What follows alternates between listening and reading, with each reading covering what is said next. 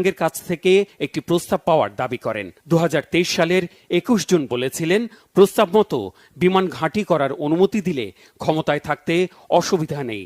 নির্বাচন যখন সময় মতো হবে তখন হবে।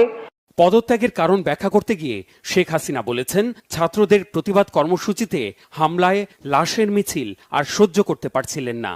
তার দাবি, এই সিদ্ধান্ত না নিলে আরও লাশ পড়ত, সম্পদ ধ্বংস হতো। দলীয় নেতাকর্মীদের উদ্দেশ্যে দেয়া বার্তায় শিগগিরই দেশে ফেরার কথা জানিয়েছেন শেখ হাসিনা। দাবি করেন, নিজে হেরে বাংলাদেশের জনগণকে জিতিয়ে গেছেন। জনগণের সমর্থনে ক্ষমতায় থাকলেও তারা যখন চায়নি তখন নিজে থেকে সরে যাবার দাবিও করেন তিনি। দেশে থাকা নেতাকর্মীদের মনোবল না হারানোর অভয় দিয়ে বলেছেন, আওয়ামী লীগ বারবারই উঠে দাঁড়িয়েছে। এদিকে ভারতে অবস্থানরত শেখ হাসিনার অন্য কোনো দেশে আশ্রয়ের ইতিবাচক সাড়া না মেলায় আপাতত সেখানে